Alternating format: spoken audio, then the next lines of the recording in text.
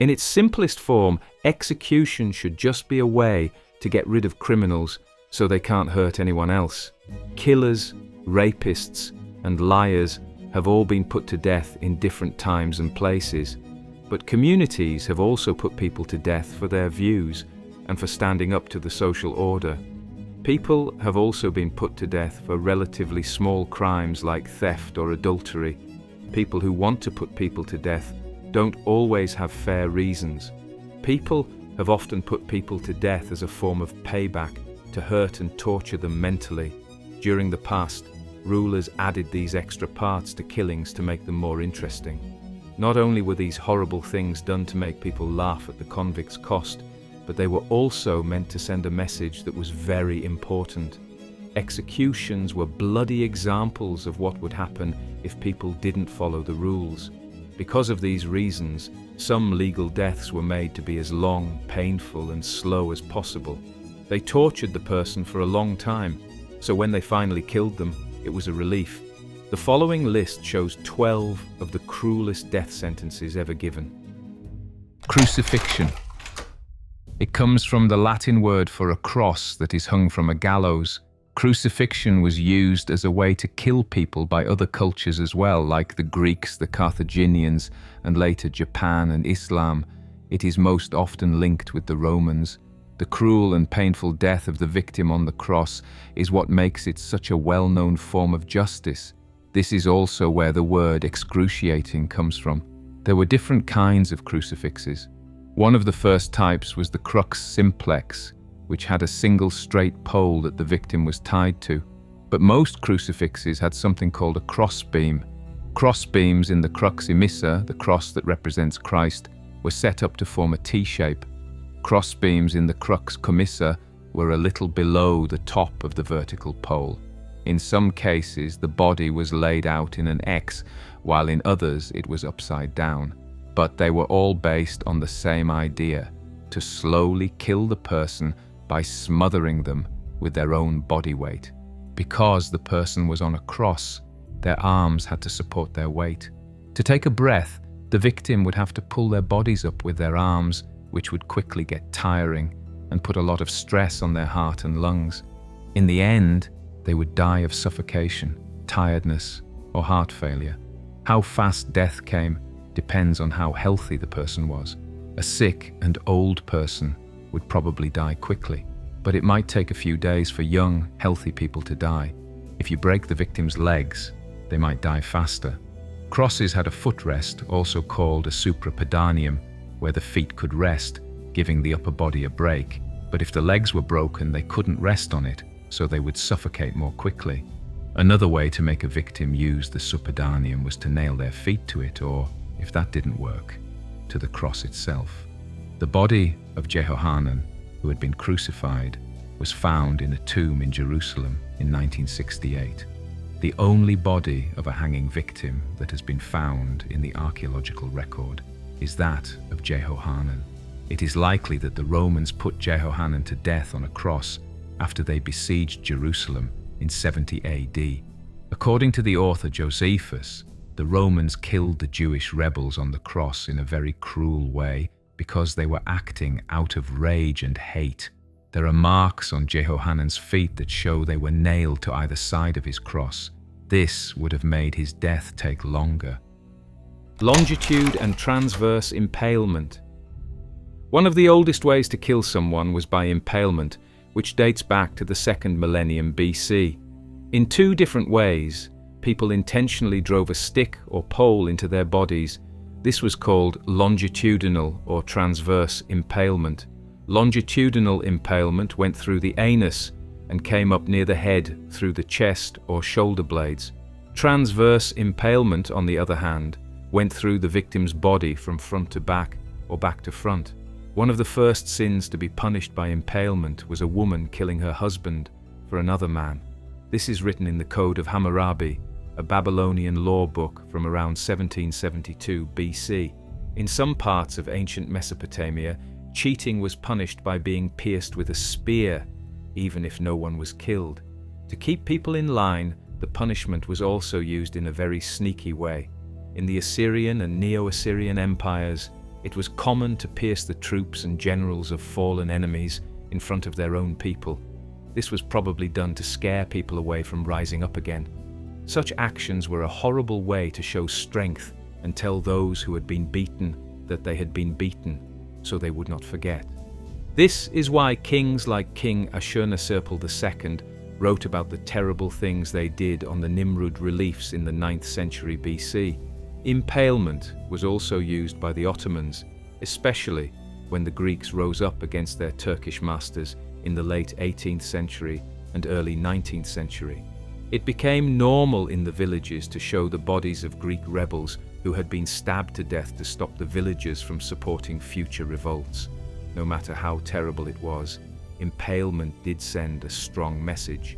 The invading Turkish Sultan was forced to leave after the bodies of thousands of Turks who had been stabbed to death were placed along the Danube in the 1640s on the orders of Vlad III, Prince of Wallachia, also known as Vlad the Impaler. In the meantime, Europeans who lived in Persia and Syria in the 17th and 18th centuries said that the type of crime that could lead to impalement didn't happen very often. Aubry de la Mottrais, a Frenchman, said that in the 14 years he lived in the Persian Empire, he had only heard of 20 crooks being hanged and 6 highway robbers being put to death. Alexander Russell, who lived in Aleppo from 1740 to 1754, said that during that time there were only 6 public executions. Gaunching. The act of gaunching was a specific type of impalement. The person wasn't pushed directly into the stake or pole. Instead, they were dropped or thrown onto metal hooks or spikes.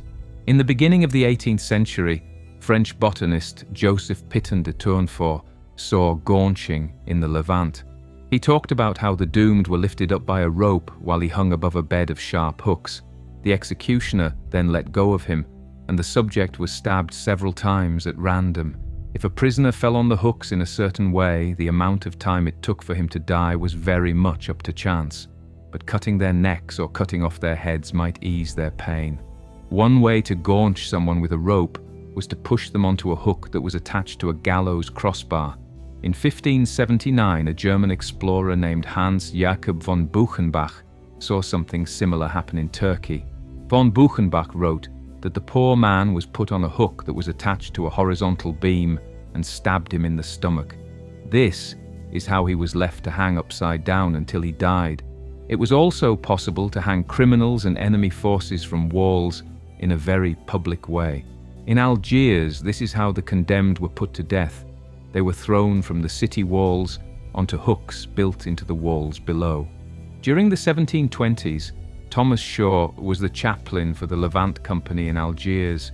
He wrote about how this type of gaunching was used. Shaw wrote, "The Moors and Arabs are thrown on the chingan or hooks that are fixed all over the walls below.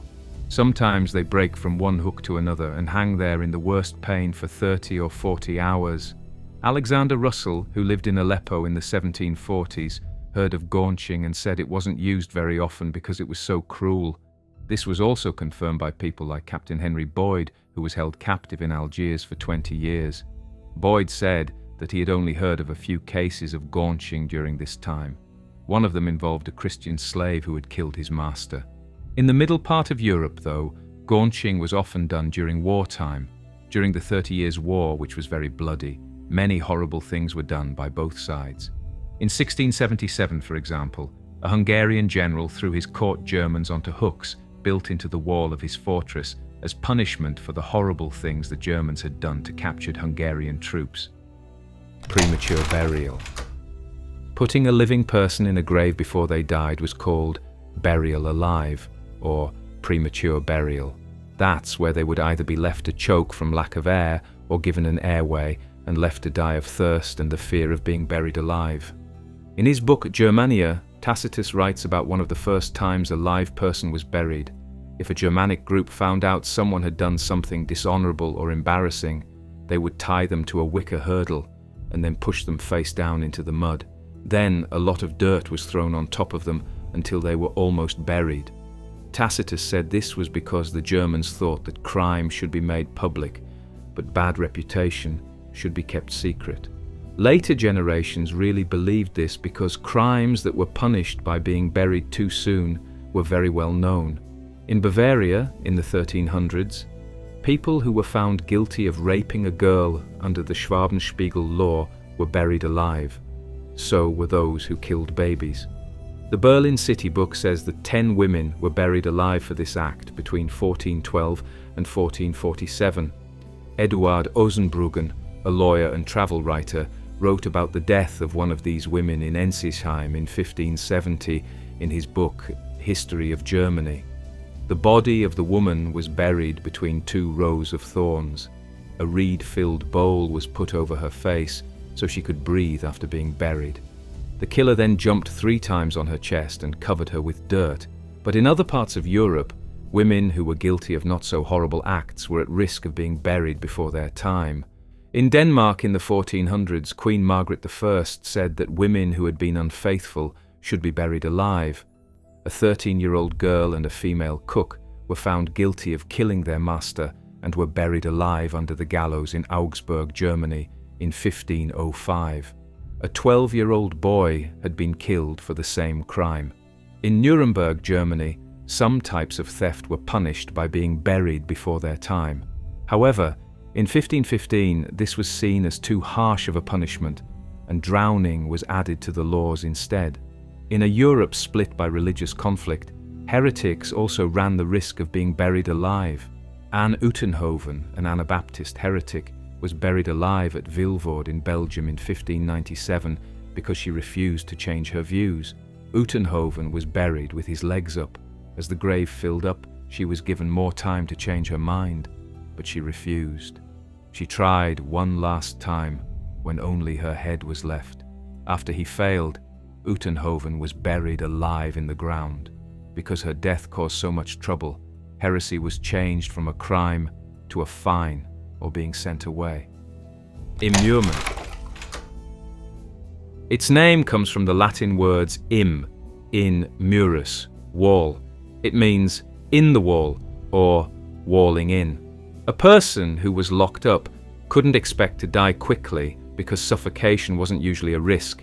Instead, they would be left to starve or become dehydrated and die. The most well-known case of death by immurement was the case of the Vestal Virgins. If a woman broke her promise to be chaste, it was seen as betraying Rome and was punishable by death. The guilty Vestal would be stripped of her robes and flogged.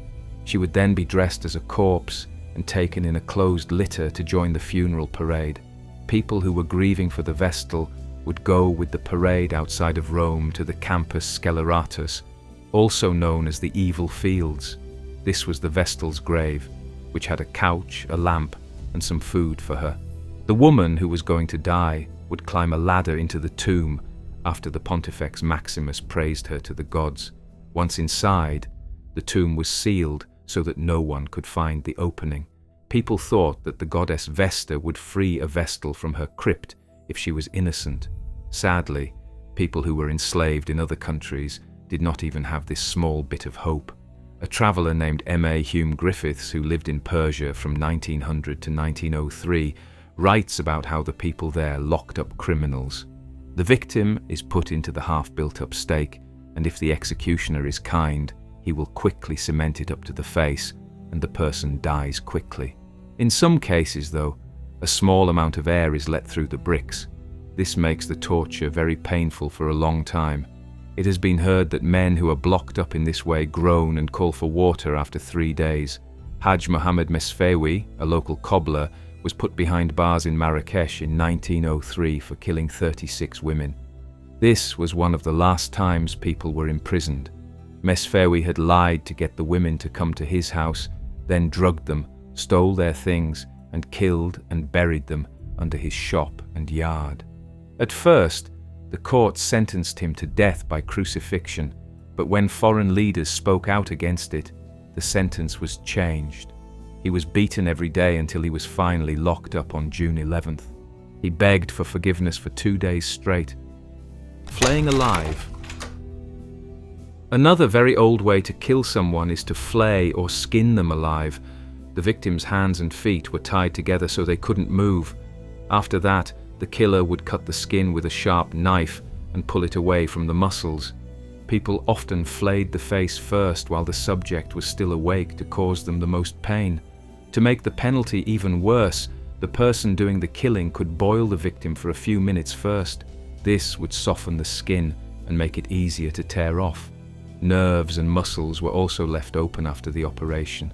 This hurt a lot, and it also left the victim's body open to harm.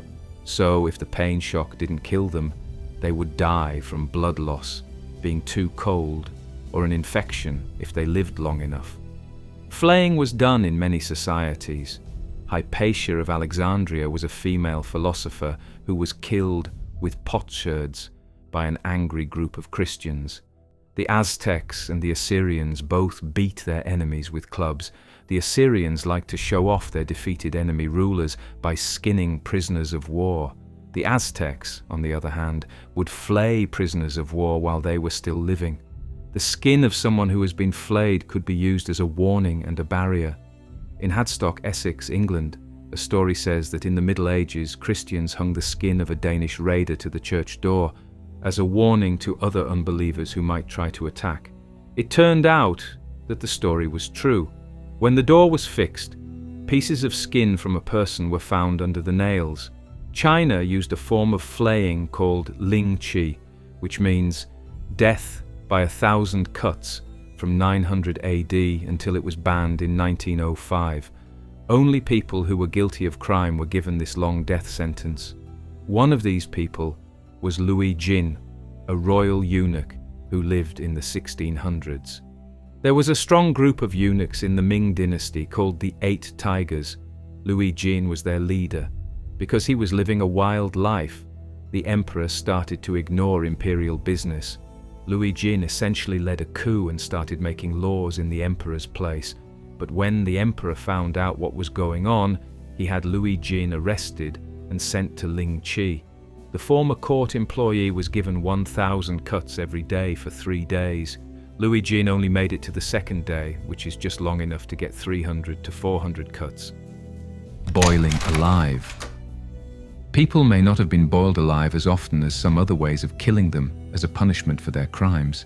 It did, however, have a short but unpleasant time on England's law books in the 1600s, and it was sometimes used as a form of revenge and fear in Asia. You could use oil, water, lead, or even hot wax. The victim was either put into the liquid and heated, or they waited for the liquid to reach the right temperature and then lowered the victim into it from above. If the temperature was lowered just right, the victim would stay alive and hurt until the fat on top of them was killed, which would let big holes open up in their veins and arteries. In 1531, the English government made boiling a legal way to put someone to death. Henry VIII gave the sentence after the Bishop of Rochester and his family almost died from poisoning by Richard Rouse, the bishop's cook. Rouse put deadly yeast into a pot of porridge, which sickened 17 people and killed 2. The fact that a cook was found guilty of poisoning in such a well-known home caused concern in the business. To send a strong message of hopelessness, Rouse had to be shut down. Rouse's death in 1532 was described by the Chronicle of the Grey Friars of London. This year was a cook boiled in a cauldron in Smithfield, for he would have poisoned the bishop or Rochester Fisher with his many servants, and he was locked in a chain and pulled up and down with a gibbet many times until he was dead. The show did not go over well with the crowd. Some women passed out from excitement at seeing and hearing Rouse's pain, while others were just bored and said they would rather behead him. This may be why, after Margaret Davy was put to death for poisoning again in 1542, Henry's son, Edward VI, finally got rid of boiling from the law books in 1547. The brazen bull. Diodorus Siculus says that the bronze bull was made by Perillus, an Athens metalsmith, in 560 BC. Perillus built the machine for Phalaris, who was the ruler of the city of Acragas in Sicily. For this reason, Perillus made something very nasty for Phalaris to use to kill his enemies. Phalaris was known for being very cruel. In line with its name, the brazen bull was a hollow metal dish shaped like a bull. The doomed were pushed inside through a hole in the bull's belly and then surrounded by bars. Once the target was safe, A fire was lit under the bull to heat the metal and cook the poor person. Pipes fitted to the bull's mouth converted the sounds of the victim's agonized screams into the tenderest, most melodious, most pathetic of bellowings, as Perilas described them when he was pitching the bull to Phalaris. Phalaris thought that Perilas should show him what the bull could do. He may have been shocked to find someone with an even sicker mind than his own. So he put the poor metal worker inside his device and told them to start fires. As soon as the scared Perilios showed that the bull did indeed bellow, melodiously and pathetically, Phalaris freed the metal worker and then threw him off a cliff to kill him. Phalaris used the bull in a kragus. People said that when the body was opened up after being killed, it showed only bones, which were so neatly deboned that they gleamed. People say that these bones were turned into bracelets and sold in a kragus's stores. But in 570 AD, Telemachus got rid of Phalaris and had the beaten tyrant thrown into the bull's stomach, which meant that he was killed. But this wasn't the last time in history that the brave bull was used as a way to kill someone. The bull helped turn early Christian saints into murderers more than anything else. Emperor Domitian told the bishop of Pergamon, Saint Antipas, to be roasted alive in the stomach of a bull. This made him the first Christian victim in Asia Minor. Hanged, drawn, and quartered. To punish people for disloyalty in England, hanging, drawing, and quartering started to take shape in the 1300s. A historian from the time, Matthew of Paris, wrote about how William de Morisco and an unnamed accomplice were put to death as part of a plan to kill Henry III. The two guys were dragged over hurdles to where they would be hanged. After he died, de Morisco was gutted and cut into quarters, and his partner was killed. Henry's son Edward III gave more details about this horrible rite. He was furious when Dafydd ap Gruffydd, a Welsh nobleman, called himself Prince of Wales and fought against the English crown to try to get Wales back on its own. As soon as ap Gruffydd was caught, Edward thought of a good way to punish the stubborn prince. First, he made a new rule called high treason. Ap Gruffydd was found guilty of this crime and given the death penalty. The way that person died perfectly showed how angry Edward was. Because he rebelled, Ap Gruffydd was going to be pulled to where he would be killed. After that, he would be hanged for killing English lords at Easter. For lying to the king, he would be killed and gutted while still alive, and his body would be cut into 4 parts and put on show. In this way, Dafydd ap Gruffydd was the first nobleman to be hanged, drawn, and cut in half. The 1351 Treason Act made hanging, drawing, and quartering the only legal ways to punish treason, at least for men. Women were saved the punishment because it involved taking off their clothes, so they were burned instead. It wasn't just against the king to be a traitor. If you killed your boss or your husband, that was small treason and got you the same punishment as high treason. Most of the time, the victim was still living when they were gutted. Major General Thomas Harrison, who signed the death order for Charles I, hit the person who was going to kill him as he was cutting him open. Others tried to avoid the worst by making sure they were hanged. In 1606, Guy Fawkes broke his own neck when he jumped from the gallows to his death. People who felt sorry for the doomed person would often pull on their legs to help them move before they were killed. Since the late 1700s, the punishment for hanging, drawing, and quartering has changed. Now, body abuse happens after the person has died. After the Chartist Newport Rising in 1839, the last person who was sentenced to it had their term changed to transportation, and in 1870 the penalty was taken off the books. The breaking wheel. From ancient times until the 1800s, the wheel, also called the breaking wheel, was a common way to punish people in Europe. According to a story, it all started with Saint Catherine of Alexandria, who refused to give up her Christian faith and was killed on a wheel in 305 AD. By the Middle Ages, people who were broken on the wheel were not as well known as Christian saints. They were more than likely killers of some kind. There were 2 possible ways to punish them: A person could be broken on the wheel or by the wheel. Some criminals were killed by driving a wagon over them in Frankish times, which is where the first form may have come from. Back in the Middle Ages, it meant breaking the criminal's body with a single wheel. In the 1400s, the Blood Court of Zurich had rules that said the sentenced person had to be put belly down on a board. The wheel was then slammed down twice on each leg and arm. The 9th blow hit him in the back. The broken body was then looped through the wheel's spokes and hammered to a pole. The subject was then left to die while this pole was put up. To be broken on the wheel, a criminal's limbs had to be tied to the wheel and then hit with a cudgel. There was more doubt about the punishment in France because the wheel turned, but the number and order of the hits were not chosen at random. At punishment, the court decided what they were.